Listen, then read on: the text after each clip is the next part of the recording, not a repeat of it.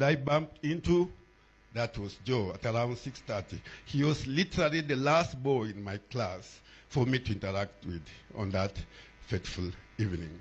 I gave him the message, went back to relax. It was a long day, of course. I chatted with the parents on our class hall up to around 10. I ran out of battery, my phone ran out of, the battery ran out. Then I decided to leave it in the living room, went to relax or rest for the evening or for the day. So I wake up at 6, that is Tuesday morning, go looking for my phone. I see several missed calls. I returned the first call. The parent says I was very worried, but my son is back, has arrived safely. And then I call the other one. She tells me my son has arrived, pole kwa lakini yaliyotendeka. I was not clicking. And then I go to WhatsApp. Another parent, coincidentally, is the grandma to the boy I had sent Joe to. Had come into my inbox. Kaniambia, I'm told the boy who has perished is from our class. Kaniambia, just care you. I'm just reading about the accident and everything, but I'm not sure of anything. Then I connect that parent who told me, pole kwa tendeka.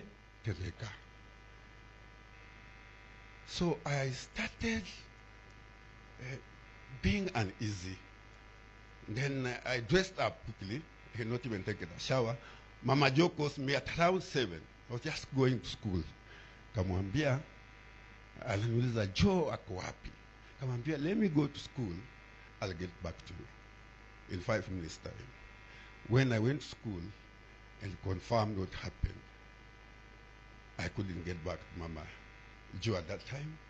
I went back to the house, switched off my phone, and just wanted to be alone. That's what happened, and that's why we are here. Allow me to read the tribute from the principal.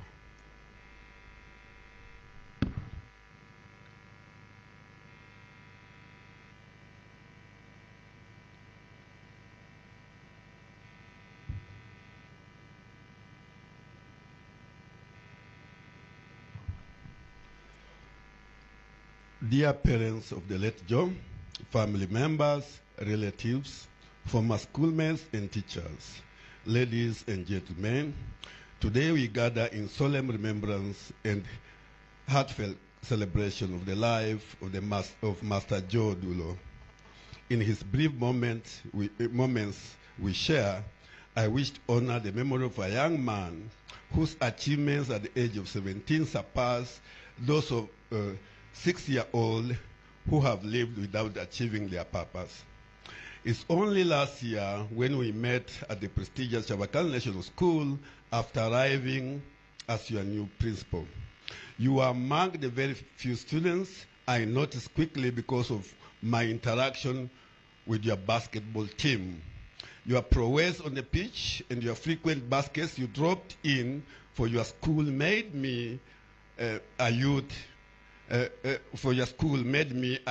in celebration. Your exemplary character and competitive academic ability made me believe that as a student of great focus, you are destined to rule the world. To imagine that I am here bidding you farewell is unbelievable.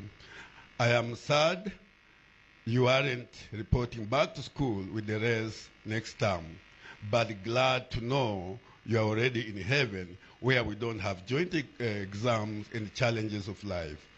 I will miss your smile and easy go nature.